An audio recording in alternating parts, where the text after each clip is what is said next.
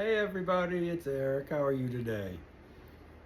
Oh, this is my buddy Porridge, as many of you know. Well, it's been a long time since I've done a video about Loki and Porridge. Loki's my other cat. I'm doing his story too, separately. But I thought I've never told the story of Loki and Porridge, so I did the story of Loki in another video. And this is the story of Porridge. He didn't always used to be this way. He certainly wasn't a lap cat for a long time. Well, 2 years ago this month, I moved to New York City to find a cure for long COVID. I had it bad, one of the worst cases any doctor I've known has ever seen. I lost a lot of family and friends, life savings, put my career on hold, and it was really tough. But I moved to New York City to find a cure, which I did. And as you can tell now, I'm a lot different than one of my first TikTok posts when I was twittering and stuttering and having a really hard time speaking. But Porridge is one of the essential reasons that I made it through recovery. You can see a picture of him in the background when he was a little kitten. So I'd like to tell the story of Porridge. Well, about 5 years ago when I was living in South Carolina, I was driving. I managed a public library, but at night I drove Uber. And it's a big college town, kind of crazy. I wrote a book about it called Uber Nights, all about my midnight, early morning adventures or misadventures driving Uber. Well, one night I was coming home late, about 3:30, 4 in the morning, and I was pretty close to my house, and there was this really dangerous curve in the road, and you had to really slow down. And I was coming around the turn, and there in front of me was something on the road. I wasn't sure what it was, but it looked like an animal, and I thought, oh my gosh, any animal on this road, cars are going to come around like crazy and hit them. And I stopped my Kia Sorento, and I got out and looked, and sure enough, this animal wasn't sleeping or just laying there. He was run over. It was this little guy. He was just a kitten, and his head had been run over, and it was really gross. There was a lot of blood, and he was kind of almost flattened. And I thought, oh my God, this little kitten.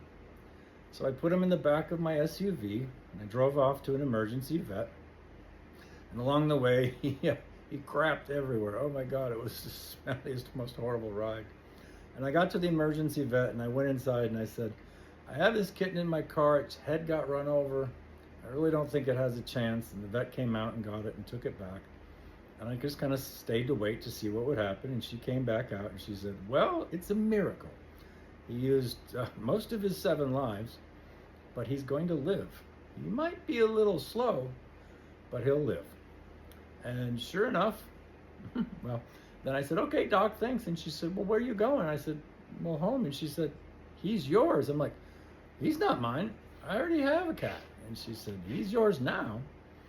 So I took him home, and she said, you know, he's still feral. It might take a long time. So just leave him locked up in the bathroom until he's ready to be domesticated. And sure enough, he was feral. When he sort of recovered from his injuries, he wanted nothing to do with human beings. In fact, he pretty much lived behind my toilet the first 2 months in there. I couldn't get anywhere near him, so I just left food and water and a litter box out for him. Of course, I had my other cat, Loki, but they weren't allowed to meet yet because this guy, even though he was a kitten, was pretty wild. Well, my mom was living with me at the time, and she hated the fact that this poor kitten was stuck in the bathroom. And I said, whatever you do, don't let him out. And she let him out, and he wasn't domesticated yet. So his first 2 or 3 years with us, he was pretty feral. He didn't want anybody to come near him. He didn't let anybody touch him. He would hiss terribly. And anybody who knows me and came over, if you even saw him at all, it was not a friendly thing. But look at him now. Say hi, buddy. Oh. So anyways, it took a long time, but as many of you know, I ended up getting long COVID back about the time that I got him. Well, it got so bad eventually that I lost a lot of family and friends. And as many of you know, my career got sidetracked, lost my life savings. Life was terrible. So I moved to New York 2 years ago to find a cure, and I did. And as you can tell now, I'm fully recovered. But something kind of magical happened to Porridge. I think he might have sensed how sick and ill I was, because one day he just got friendly. And he went from being the cat I had never picked up to being this, the ultimate lazy lap cat. And yes, he's still very slow, and he doesn't sleep with me as much as Loki. Loki curls up, kind of spoons with me every night. But every once in a while, Porridge will come over and lay down next to me too. So at night, he's still a little hesitant, but during the daytime, oh, look at this. He's practically a paperweight. Say hi, buddy. And he and my other cat, Loki, are best friends. He follows Loki everywhere because he's slow. Very, very slow. Sometimes like me. He sometimes caterwauls at night, and it's kind of clear he doesn't quite know where he is. But I just come out and give him a pet and say, it's okay. It's funny because after I started picking him up, if you set him down, he doesn't have landing wheels. He doesn't know to put his legs out. So when you set him down on the ground, he just kind of goes limp. But he's one of my 2 medical support animals now. And I couldn't have made it through all of this without him. There's a great picture of him in the background there when he was a kitten standing up on his 2 legs. And there's another fun picture right there.